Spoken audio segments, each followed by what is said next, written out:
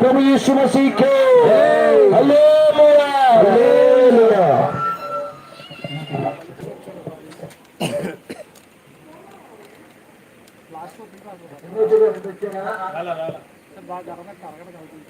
రాజేష్ గారు, బ్రదర్ రాజేష్ గారు పత్రికలు ఇవ్వడానికి వస్తున్నారు అన్న రాసిన ప్రభైనటువంటి యేసుక్రీస్తు వారు ఈ విధంగా తెలియజేస్తా ఉంటున్నారు.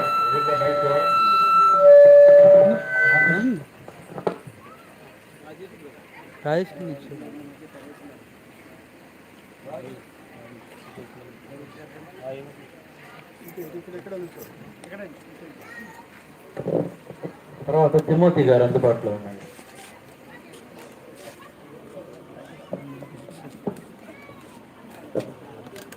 ప్రియమైన గ్రామ ప్రజలారా, ప్రభు అయిన యేసుక్రీస్తు నామమున మీ అందరికీ శుభములు. మేము ఈ దినాన మీ గ్రామానికి ప్రభు అయిన యేసుక్రీస్తుని గూర్చిన ప్రేమను ప్రకటించడానికి వచ్చి ఉన్నాము. నిజముగా దేవుడు లోకముని ఎంతో ప్రేమించును. మానవులు చనిపోయిన తర్వాత ఏమవుతారో వాళ్ళకి తెలియదు. మన పితరులు చెప్తూ ఉంటారు, వెళ్తే స్వర్గానికి వెళ్తారు, లేకపోతే నరకానికి వెళ్తారని చెప్తూ ఉంటారు. అయితే మరి చూసి వచ్చిన వాళ్ళు ఎవరైనా చెప్పారా? మనకి వెలిగాని ఎవరైనా వచ్చి మన దగ్గరికి వచ్చి నేను అట్లా స్వర్గానికి వెళ్ళానయ్యా లేకపోతే నరకానికి వెళ్ళానని చెప్పారా? ఎవ్వరూ చెప్పరు. కానీ ఆ యొక్క మానవుడు చనిపోతే ఎక్కడికి వెళ్తాడు అనేది చెప్పే ఒక గ్రంథం ఉందండి. అదే ఆ యొక్క బైబిల్ గ్రంథము, పరిశుద్ధ గ్రంథము. ఆ గ్రంథంలో ఏమి రాయబడి ఉందంటే, మనుష్యుడు చనిపోయిన తర్వాత మనుష్యుడు ఒక్కసారే మృతి పొందవలను, అటు తర్వాత తీర్పు వచ్చును అని రాయబడి ఉంది. ఏం తీర్పు? తీర్పు అంటే ఎవరైతే ప్రభువైన యేసుక్రీస్తునందు విశ్వాసం ఉంచుతారో వారు జీవ పునరుద్ధానానికి వెళ్తారని జీవ గ్రంథంలో, ఆ యొక్క బైబిల్ గ్రంథంలో రాయబడి ఉంది. అలానే ఎవరైతే ప్రభువైన యేసుక్రీస్తునందు విశ్వాసం ఉంచరో వాళ్ళు తీర్పు పునరుద్ధానము అంటే ఆ యొక్క నిత్య నరకము, ఆ యొక్క నిత్య శిక్షకు గురవుతారని రాయబడి ఉంది. మరి అసలు ఎందుకు వెళ్తామండి మేము? ఆ నరకానికి ఎందుకు వెళ్తాము? దేవుడిని తెలుసుకోకపోతే మేము నరకానికి వెళ్తామని మీరు అడగొచ్చు. ప్రభువైన యేసుక్రీస్తునందు విశ్వాసం ఉంచకపోతే నరకానికి వెళ్తామని మీరు అనొచ్చు. ఎందుకంటే దాని గురించి ఒక సత్యం మీరు తెలుసుకోవాలండి. ఏంటంటే ఆ సత్యము, ఆ యొక్క మానవుడు మొట్టమొదట మానవుడి స్థితి ఏంటంటే మానవుడు పాపి. పాప అంటే మనం ఎవ్వరూ ఒప్పుకోము. నేను పాపినేంటి, నేను ఎందుకు పాపిని అనేసి మనం అనొచ్చు. మీ హృదయాన్ని మీరే పరీక్షించుకుంటే కనుక మన మాటలో పాపం ఉంటుంది, మన చూపులో పాపం ఉంటుంది, మన యొక్క ప్రవర్తనలో పాపం ఉంటుంది, మన యొక్క తలంపుల్లో పాపం ఉంటుంది. మానవుని యొక్క హృదయ స్థితి బహు ఘోరమైనది, అది ఘోరమైన వ్యాధి అని జీవ గ్రంథంలో, పరిశుద్ధ గ్రంథమైన బైబిల్లో రాయబడి ఉంది. మరి ఆ యొక్క మానవుడు ఇంత ఘోర స్థితిలోనికి ఎలా వెళ్ళాడంటే దేవుడి యొక్క మాటను అతిక్రమించాడు. ఎట్లా అతిక్రమించాడంటే ఆది అయిన మన పితరుడైన ఆదాముని ఏదైనా వనంలో దేవుడు ఉంచి, నేను చెప్పిన పని చెయ్యి, ఏదైతే నేను చేయవద్దని చెప్తున్నానో అది మీరు చేయవద్దని చెప్పి ఏదైనా వనంలో ఉంచి మీరు ఈ తోటలో ఉన్న ప్రతి ఒక్క ఫలం తినండి, కానీ ఆ యొక్క మధ్యలో ఉన్న మంచి చెడులు తెలివినిచ్చే కనుక ఆ యొక్క వృక్ష ఫలాన్ని మీరు తినవద్దు అని చెప్తే మానవుడు ఏం చేశాడంటే ఆ యొక్క దుష్టుడైన అపవాది సాతాను యొక్క మాట విని ఏం చేస్తూ వచ్చాడంటే మానవుడు ఆ యొక్క చెప్పిన మాట, దేవుడు చెప్పిన మాటను తృణీకరించి ఏం చేస్తూ వచ్చాడు, ఆ యొక్క పండుని తిన్నాడు.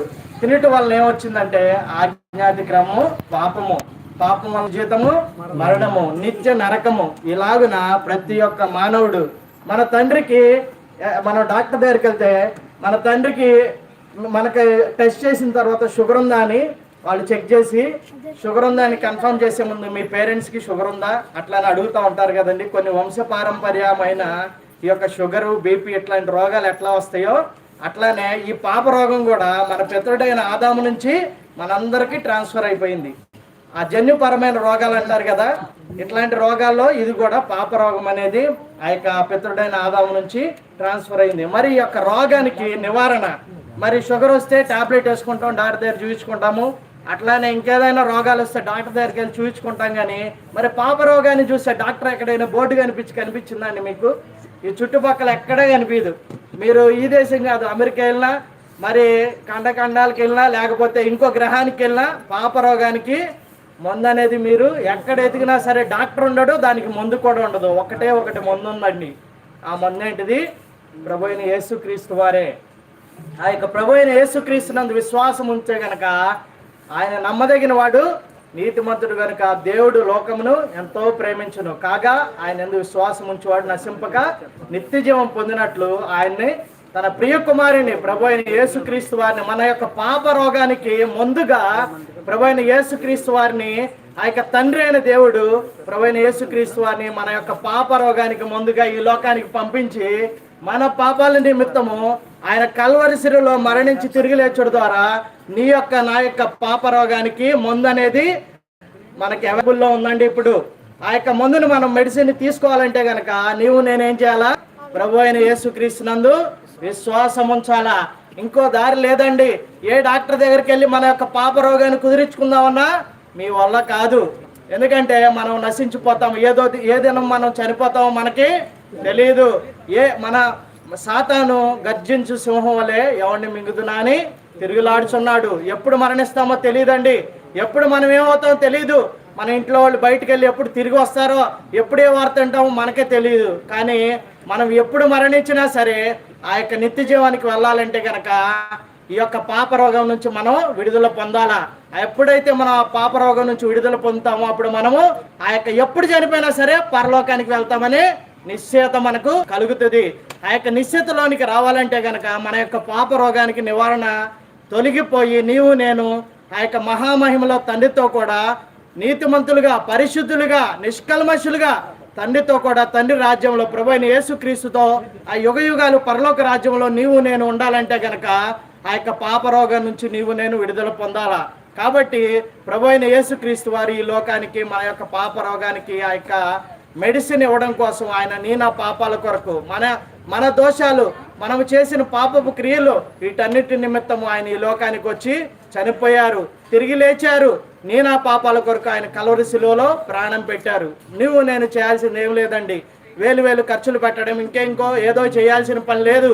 నీవు నేను ప్రభు అయిన యేసుక్రీస్తు నందు విశ్వాసం ఉంచాలా. ఏమని ఒకటే మాట చెప్పాలండి, దేవా నేను పాపిని, నా పాపాల నిమిత్తం నువ్వు చనిపోయావు, కల్వరి శిలువలో నా పాపాల నిమిత్తము ప్రాణం పెట్టావు, నీవే నిజమైన దేవుడివి అని గనక నీవు నేను గనక ప్రభు అయిన యేసుక్రీస్తు నందు ఆ మాట చెప్పి గనక తన నోటితో ఒప్పుకొని హృదయమందు విశ్వసించితే గనక నా జీవితంలో కూడా రక్షణ కార్యం అనేది జరుగుతుంది.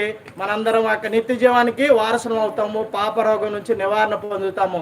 కాబట్టి మీరందరూ మీ వద్దకు అనేకమైన కరపత్రాలు తీసుకురాబడుతున్నాయండి. అవన్నీ తీసుకోండి, చదవండి, ప్రభు అయిన యేసుక్రీస్తు నందు విశ్వాసం ఉంచండి. ఈ యొక్క మాటలు ప్రభువు మన అందరి వెనుకల్లో దీవించి ఫలింపజేయనుగాక. ప్రార్థిద్దామండి.